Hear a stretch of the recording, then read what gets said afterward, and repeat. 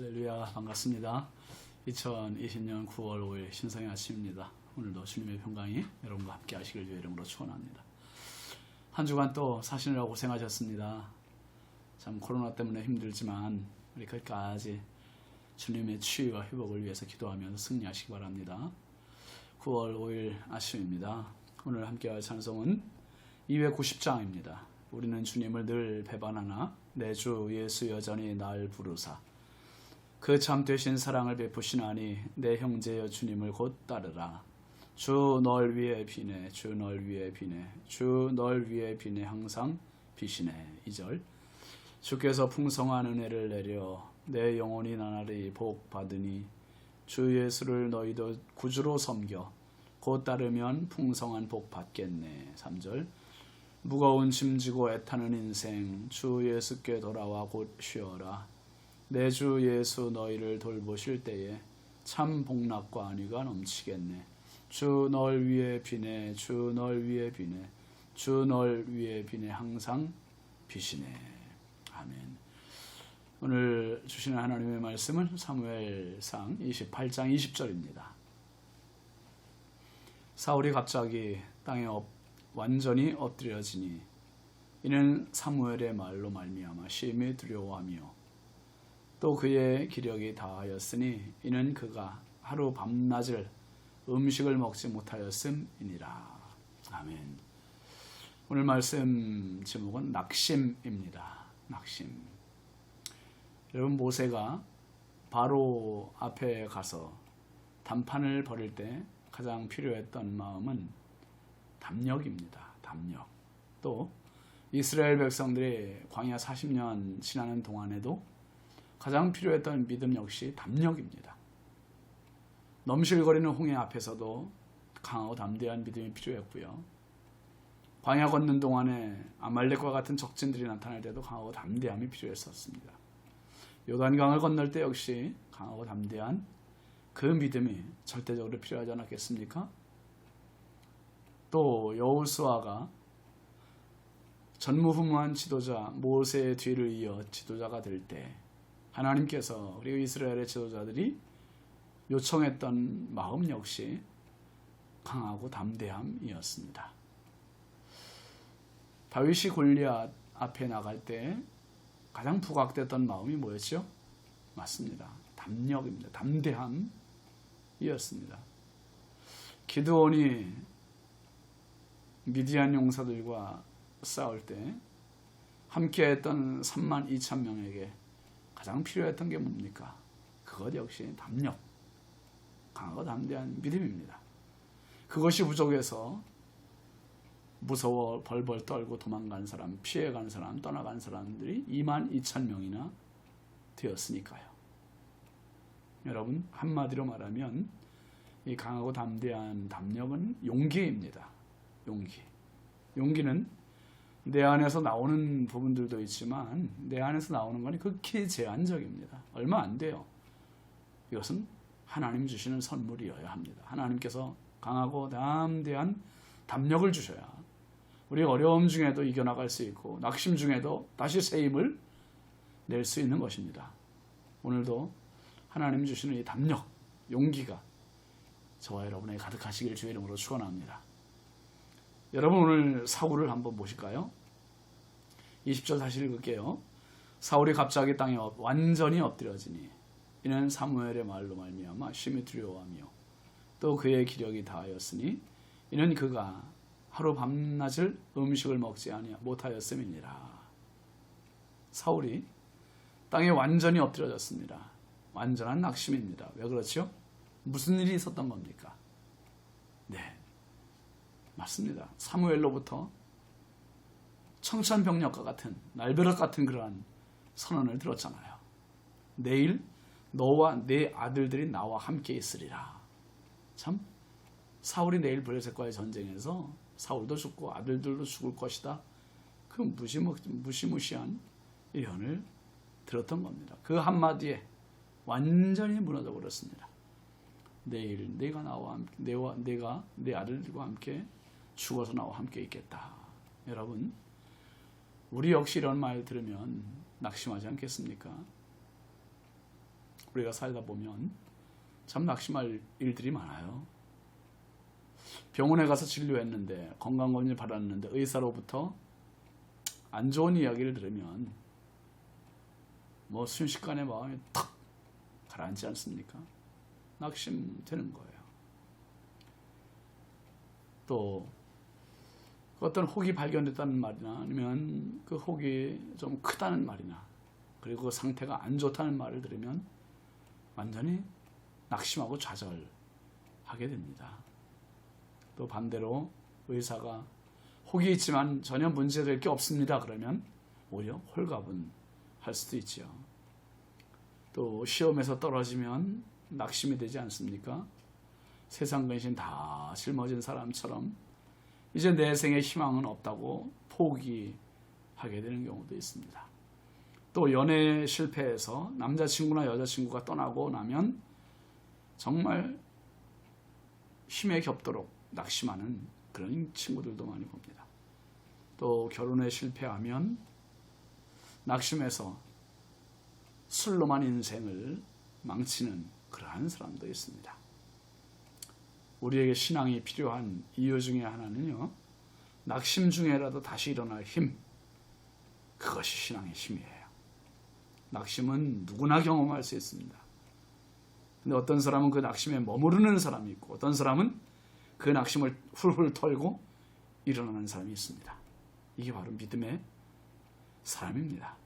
지금 사울은 사무엘의 말 때문에 낙심하고 하루 종일 음식도 먹지 않고 몸까지 땅에 완전히 엎드려졌습니다. 몸도 마음도 낙심으로 똘똘 뭉친 사람, 그 사람이 사울입니다. 여러분, 특별히 28장 한 장에만 사울이 3번 낙심하는 장면이 나옵니다.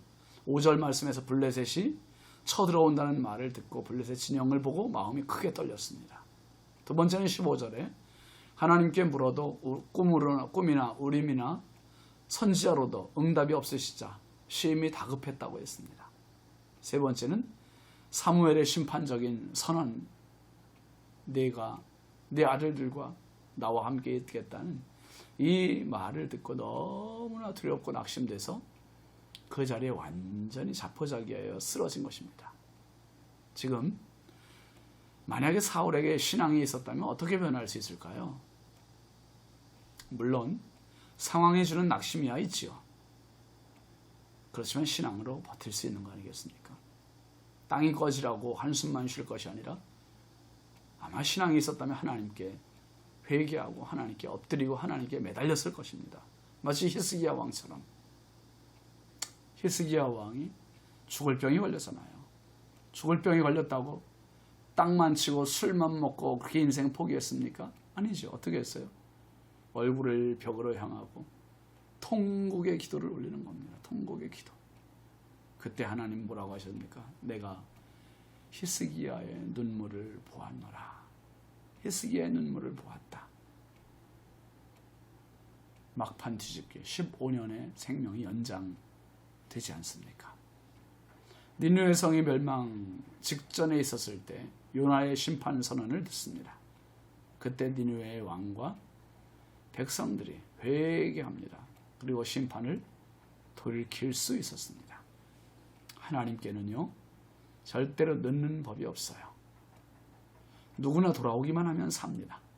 돌아오면 살아요. 항상 하나님은 길을 열어놓으신 하나님, 문을 열어놓으시는 하나님이세요. 여러분, 예수님과 함께 십자가에 못 박히는 강도 있잖아요. 그 두 강도 중에 한 편의 강도가 막판 뒤집기에 성공한 사람 아닙니까? 이제 무슨 희망이 있겠어요? 낙심이지요. 십자가에 못 박혔고 죽을 시간만 기다리는 일이죠. 그런데 그때 예수님께 부탁하는 거예요. 뭐라고 합니까? 당신의 나라에 임하실 때 나를 기억하소서. 이런 파렴치한 강도조차도 막판 뒤집기에 성공합니다. 예수님께서 뭐라고 하세요? 오늘 내가 나와 함께 낙원에 있으리라. 사울의 문제는 하나님을 두려워하는 것이 아니라 사람을 두려워하는 것이고요. 은혜를 두려워하는 것이 아니라 사울은 상황을 두려워하는 것입니다. 지금이 마지막으로 주어진 회개의 기회예요. 절호의 기회입니다. 지금 회개하지 않으면 안 돼요. 지금 붙잡지 않으면 안 돼요. 그런데 낙심으로 그냥 완전히 땅에 엎드려졌어요. 모두 물리치고 궁궐로 돌아가서 하나님 앞에 회개의 눈물로 간절함으로 하나님께 매달리면서 하나님 한 번만 살려주세요.